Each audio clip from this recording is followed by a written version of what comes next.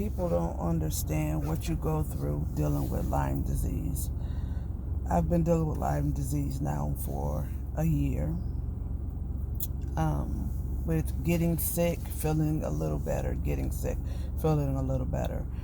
I still can't walk right. I have a lot of problems with my hips, the joints of my hips, the groin area, my knees, my arms, my elbows, my hands. So sometimes I can't write. Sometimes it's hard to move. Then other times, all of a sudden, I just get sick. I have a lot of these marks. I try to cover them with makeup to make them look like they faded a little bit. But a lot of these sores all over my body, that comes from some kind of bacteria. I get them in my ear and get bad ear infections.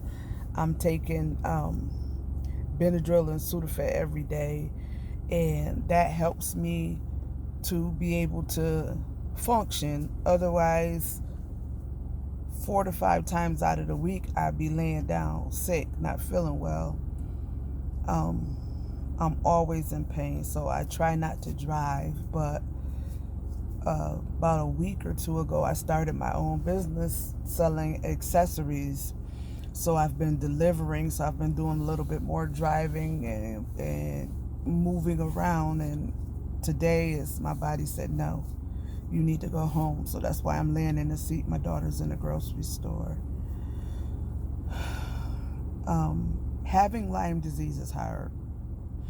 Having joint problems is hard.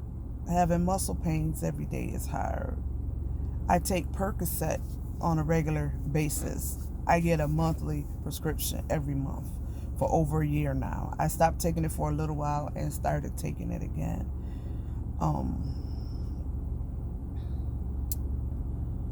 I can't cook because it's too much movement and mixing. Like, in order for me to be able to do something like that, I have to force myself and put pain patches on my hands and arms. And I'm only supposed to use, my doctor only wants me to use one pain patch a day. In the directions say no more than 3. And sometimes I got 4, 5, and 6 pain patches all over my body. And that's the only way I can move or function, because I be in so much pain. I started having seizures, which I went to and stayed the night. I stayed overnight in the hospital for them to try to figure out if the seizures are epileptic or not. And they said they're not epileptic. They said they're caused from stress. But I'm in a Lyme group, so I pay attention to everything that, my peers talk about and how they go see Lyme specialists. I can afford Lyme specialists, not with what I get once a month from disability from the job I had for 12 years. So, my selling accessories kind of balanced me out a little bit. So, I read what they say and see the different things that they do, and some of the stuff I try. That's where I got the Benadryl thing from. I got the Alka-Seltzer Gold, which is some very nasty stuff, but that helps with the stomach issues, because there's a lot of stomach issues. There's sometimes I can't poop, and then there's sometimes that I can't stop pooping. When I first got sick, I lost about 20 to 30 pounds. I used to stay between 175 and 168. Right now I'm 216 pounds, and I hardly eat, but I've gained. So they don't know if it's my thyroid or, because the bacteria hides in so many different places that they'll say one thing, like right now they're diagnosing me with generalized joint pain and myofascial pain. I was diagnosed with fibromyalgia. But the different doctors say different things. Like, I had to have my hearing checked because I can't hear that well out of my left ear, and I was having ear infections, and like I said, I was having the sores that I got in my face, in my ears, and it was really, I couldn't hardly hear. So I go and see an orthotologist, and they usually clean out my ear. Like, they the first time I went, she took all the bacteria out of my ear. That's when I still had the ear infection. It helped a lot. After she did that, I can hear perfectly, like normal. The last 2 times I went, they said I had wax in my left ear, so they cleaned it out. But I found out that I have hearing loss, which is the hearing loss that I'm experiencing is a nerve issue, and Lyme disease affects nerves and joints.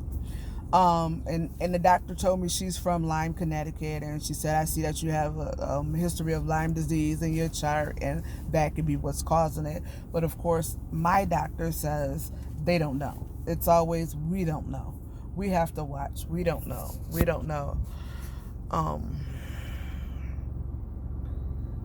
It's hard, especially when I'm a person who I've worked since I was 14, and if there's something that I want or I need, I work to get it, and now not to be able to do that, it's very difficult, so I jumped into starting my own business to have something to do because I'd be bored.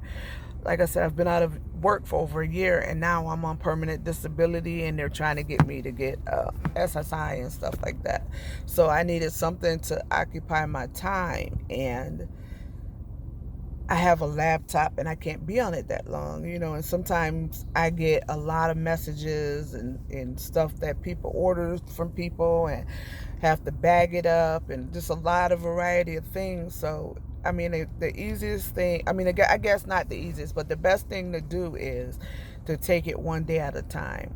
Some days you get depressed and sad, and I cry about it, and then I have to dust myself off and keep moving, because this is not the end. So next time that I make a video, I'll tell you about my experience with having an injection into my bloodstream. I think it was lidocaine or something like that, into my bloodstream to try to help minimize the pain. And I'll tell you what happened with that experience. It wasn't a good experience, I'll tell you that much. But thank you for tuning in. Remember to like, click, and share. Thank you.